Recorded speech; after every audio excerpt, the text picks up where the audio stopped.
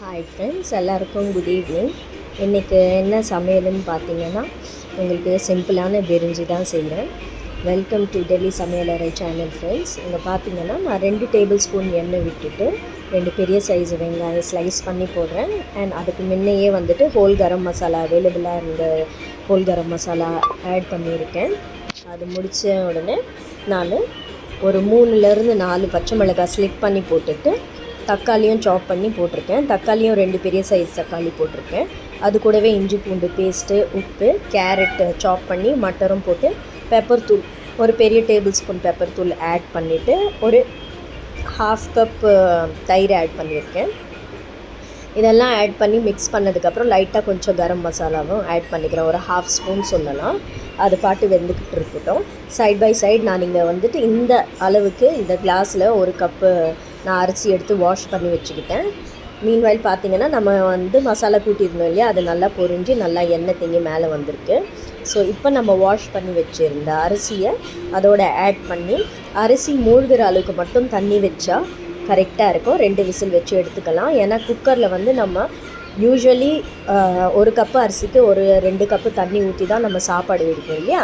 So குக்கரில் குழஞ்சிரும். அதனால் அரிசி மூழ்கிற அளவுக்கு தண்ணி வச்சுட்டு நம்ம 2 விசில் வச்சா கரெக்டாக பர்ஃபெக்டாக வரும்.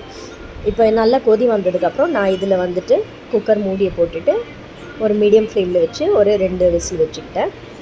இங்கே பார்த்திங்கன்னா இது கூட தொட்டுக்கிறதுக்கு நான் தொக்கு செய்ய போகிறேன். அதுக்காக பூண்டு சாப் பண்ணிக்கிறேன். ஒரு தக்காளி, பெரிய சைஸ் தக்காளியும் ஒரு மீடியம் சைஸ் வெங்காயமும் எடுத்திருக்கேன். இங்கே நான் சிக்கன் சாசேஜ் ஃப்ரை பண்ணிக்கிட்டு இருக்கேன். ஏன்னா சிக்கன் சாசேஜ் போட்டு தான் நான் இந்த தொக்கு ப்ரிப்பேர் பண்ண போகிறேன். நீங்கள் கண்டிப்பாக ட்ரை பண்ணி பாருங்கள். ரொம்ப சூப்பராக இருக்கும் இந்த டிஷ்ஷு. கண்டிப்பாக என்னுடைய இந்த எல்லா டிஷ்ஷும் உங்களுக்கு பிடிச்சிருந்தா ஷேர் பண்ணுங்கள், லைக் பண்ணுங்கள். அண்ட் என்னெல்லாம் உங்களுக்கு சொல்லணுமோ டீட்டெயில்ஸ் எல்லாம் கண்டிப்பாக கமெண்ட் பண்ணியும் சொல்லுங்கள். அண்ட் என்னுடைய சமையல் உங்களுக்கு பிடிச்சிருந்துச்சுன்னா கண்டிப்பாக என் சேனலை சப்ஸ்கிரைப் பண்ணி எனக்கு சப்போர்ட் பண்ணுங்கள் ஃப்ரெண்ட்ஸ். இங்கே பார்த்தீங்கன்னா ஒரு டேபிள் ஸ்பூன் நான் எண்ணெய் விட்டு பூண்டு போட்டு வெங்காயமும் போட்டு பொரித்து எடுத்ததுக்கப்புறம் அதோடையே நான் தக்காளியை ஆட் பண்ணிக்கிட்டேன். லைட்டாக ஒரு 1/2 ஸ்பூன் இஞ்சி பூண்டு பேஸ்ட் ஆட் பண்ணிவிட்டு காஷ்மீரி சில்லி தான் போட்டிருக்கேன்.